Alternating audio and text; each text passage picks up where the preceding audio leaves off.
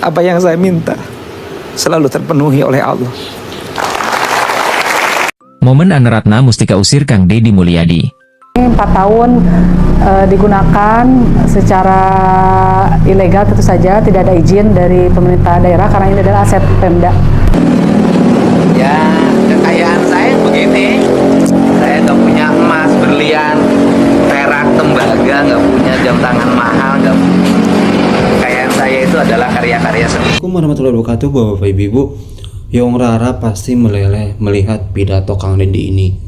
Ya, kita tahu Kang Deddy sudah 1 tahun lebih menjabat sebagai gubernur dan mempunyai dampak yang begitu banyak manfaat bagi masyarakat Jawa Barat khususnya. Ya, suka, duka, senang, sedih, Kang Deddy Mulyadi sudah lalui itu semua. Ya, bahkan sebelum beliau menjadi gubernur, ya cacian makian sampai beliau tidak makan, ya puasa terus menerus, dan ternyata beginilah ya, ditimpa dengan masalah begitu berat ya, sampai menjadi orang hebat. Yong Rara pasti meleleh melihat pidato Kang Deddy ini. Ya, coba kita simak dulu pidato KDM ya di depan ribuan orang ya. Begitu ya, menusuk ke hati. Kang Deddy, kita lanjutkan. Menarik karena perjalanan hidup Anda tadi mahasiswa, jualan, nggak malu ya, mencari tambahan. Bahkan saya dengar Anda nggak makan 3 hari waktu kuliah dulu. Iya. Nggak mati itu ya. Pengalaman hidup yang tidak mudah. Sekarang yang jadi pertanyaan adalah bagaimana Anda bisa jadi bupati? Bagaimana ceritanya? Ya, berawal dari karir jadi anggota DPRD. Oke. Saya DPRD dimulai dari pedagang beras. Pedagang Ya, beras. saya jualan beras, kemudian punya uang, punya modal. Nyalon anggota DPRD, saya menang. Kemudian saya jadi anggota DPRD jam 5 pagi sudah di kantor. Ngapain? Untuk bikin konsep, bikin pandangan. Waktu itu dominasi saya terhadap pemerintah sangat kuat. Gagasan-gagasan saya. Hampir 3/4 gagasan pemerintah itu dipasok dari DPRD. Karena Anda memang sudah terbiasa berorganisasi ya, terbiasa aktivis ya. Terbiasa berorganisasi, terbiasa kerja keras, terbiasa buka pandangan. Saya pernah terbiasa di demo, saya pernah di demo 20.000 orang. Saya hadapin. Waktu jadi apa? Anggota DPRD, buruh, masalah buruh. Sampai hari ini teman-teman pendemo itu jadi teman. Sehingga ketika saya jadi bupati, nggak ada lagi yang demo.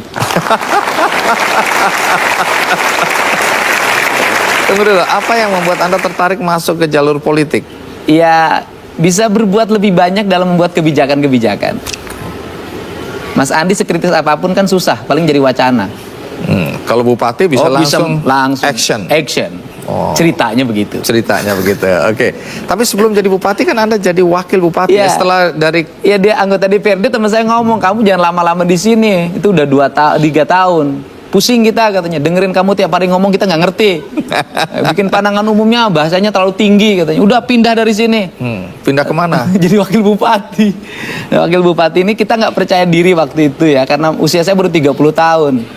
Terus kemudian bagaimana Anda kemudian ikut pilkada dan Ya, ikut pilkada juga nekat. nekatnya? Ya, modalnya cuma 500.000 di dompet. Kok bisa? Saya nekat aja 500.000 di dompet, daftar aja ke KPU. Gimana? Saya dari dulu yakin betul kalau punya niat pasti Allah memberikan jalan. Jadi waktu ikut pilkada sebagai calon bupati, Iya, melawan itu bupati. tahun berapa? 2008 Hasilnya? menang. Prosentasenya? Hampir 40%. Itu tahun 2008 Ya. sampai 2013 terus kemudian sekarang periode kedua. Periode kedua. Anda menang lagi. menang lagi. Prosentasenya? 67%.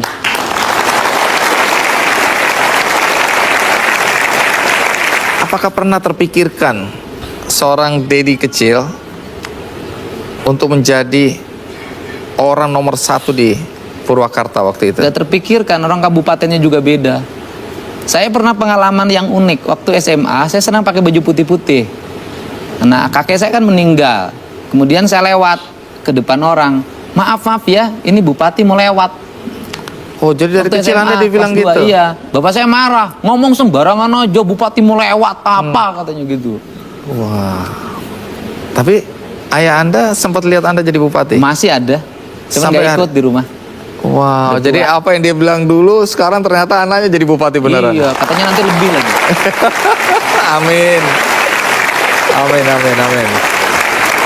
Sekali lagi saya orang yang percaya ya, di balik sukses Anda pasti ada orang-orang hebat, dan itu biasanya perempuan hebat, mungkin orang tua dan istri. Adakah istri ikut di Ada. acara ini, studio? Ada. Bolehkah berdiri yang merasa istri? Iya.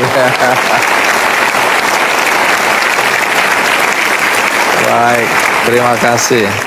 Anda dianggap sukses ya, memimpin Purwakarta. Yang tentu kita ingin tahu apa yang Anda ingin lakukan ketika Anda terpilih menjadi bupati. Bisa cerita apa? Melayani seluruh masyarakat miskin terutama, sehingga saya buat kebijakan itu sekarang pendidikan gratis untuk seluruh rakyat, berobat gratis untuk seluruh rakyat, dijemput pakai ambulan ke rumahnya, diantar ke rumah sakit.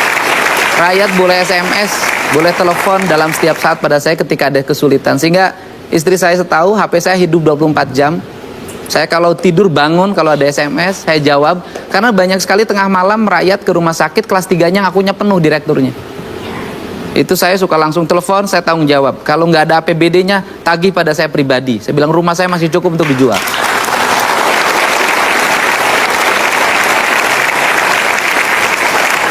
Apa yang membuat Anda bisa menjadi bupati dan kemudian bahkan terpilih untuk kedua kalinya? Iya, istri saya tahu betul persoalan ini. Di hati saya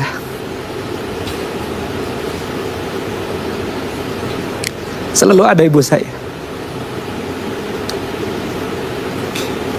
Di hati Anda selalu ada ibu Anda.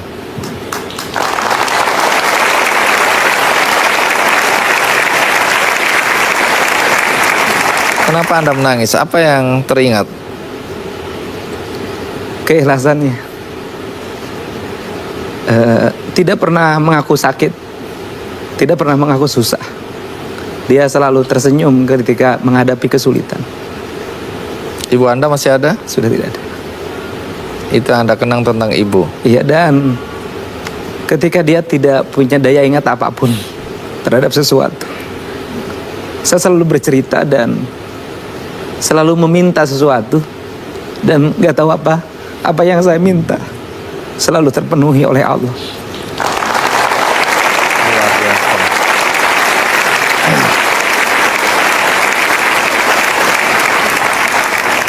Anda menjadi bupati relatif dalam usia yang masih muda ya. Sekarang masih 44 tahun, udah periode kedua. Adakah pesan yang Anda bisa sampaikan kepada generasi muda untuk mengikuti semangat Anda, anak miskin yang kemudian bisa menjadi bupati? Setiap orang punya harapan. Tidak ada kata miskin, tidak ada kata kampung, tidak kata tertinggal. Yang ada adalah kita setara siapapun, dengan siapapun.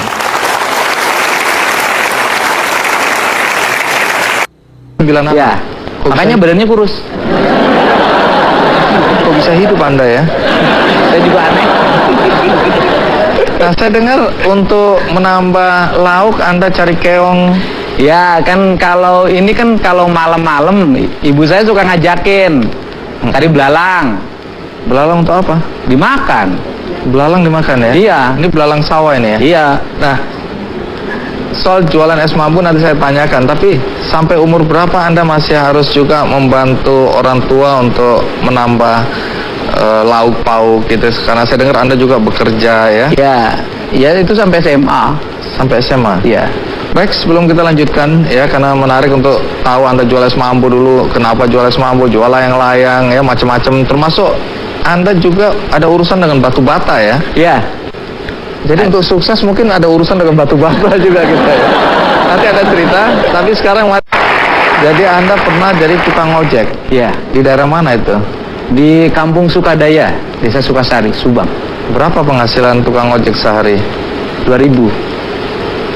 Jadi kenapa Anda sampai harus jadi tukang ojek? Ya nambahin buat biaya sekolah. Cari rumput. Itu Iya. juga untuk pakan ternak. Untuk kambing. Saya kan waktu sejak kelas 1 SD punya kambing. Menarik. Domba lah kalau di Subang. Soal jualan es mambu dan lain-lain itu kenapa ya? Ya es bambu itu kan saya pengen makan es kayak orang. tapi nggak punya duit. Terus ya akhirnya gimana caranya bisa makan es, cita-citanya cuma makan es, yang ngambillah dari Mang Rojak tetangga. Oh, masih kenal Mang Rojak ya? Oh masih, Haji Rojak. Terus? Nah kemudian dapat 50 kan satu kali tempatnya itu 50, itu dapat pelingnya 5 lebihnya itu untuk boleh dimakan. Nah saya malah ketika dagang itu malah nggak makan karena sayang, diuangin semuanya.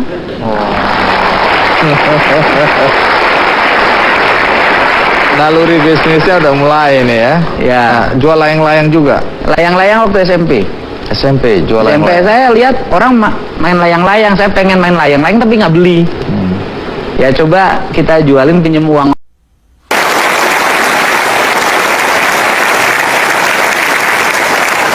Apa yang membuat Anda bisa menjadi bupati dan kemudian bahkan terpilih untuk kedua kalinya? Iya, istri saya tahu betul persoalan ini. Di hati saya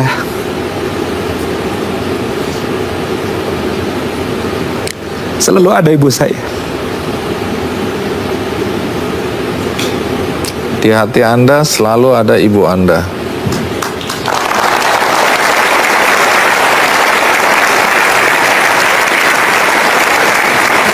Kenapa Anda menangis? Apa yang teringat?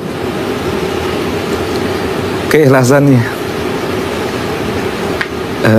Tidak pernah mengaku sakit, tidak pernah mengaku susah.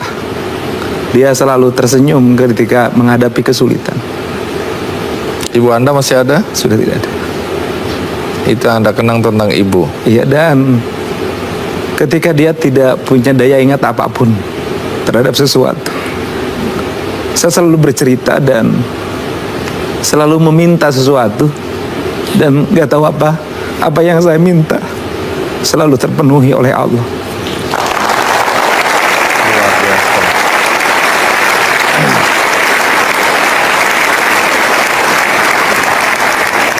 Anda menjadi bupati relatif dalam usia yang masih muda ya. Sekarang masih 44 tahun, udah periode kedua. Adakah pesan yang Anda bisa sampaikan kepada generasi muda untuk mengikuti semangat Anda, anak miskin yang kemudian bisa menjadi bupati? Setiap orang punya harapan.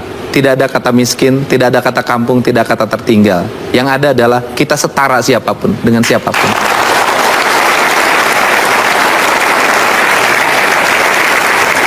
Menarik, kuat sekali kata-kata Anda. Artinya tidak ada kata miskin, kita semua setara. Jadi semangatnya harus. Ya kekayaan saya begini, saya nggak punya emas, berlian, perak, tembaga, nggak punya jam tangan mahal, nggak punya. Kekayaan saya itu adalah karya-karya seni. Sebenarnya saya nggak lama nggak ngantor di sini, tapi staf-staf saya ngantor di sini. Ngantor di sini buat apa sih? Ngantor di sini itu menyerap seluruh keluhan. Ngantor di sini buat apa sih? Ngantor di sini itu menyerap seluruh keluhan warga. Dan kita banyak menangani masalah dari kantor ini.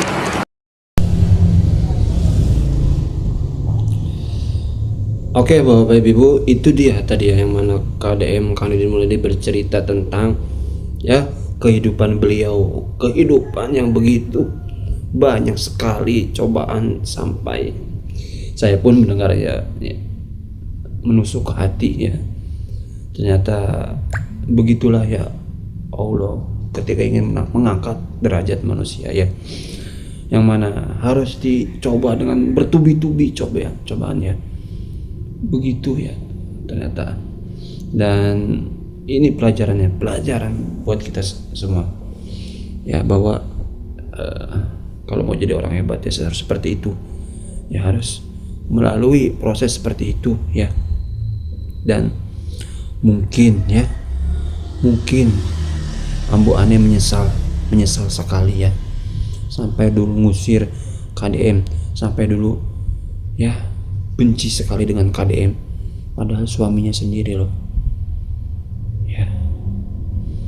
Bisa disimpulkan ya bahwa ya itu sudah skenario dari Allah ya, mungkin ya ada hikmahnya gitu ya. Alhamdulillah sekarang KDM menjadi orang hebat, KDM disayangi, disegani banyak orang ya.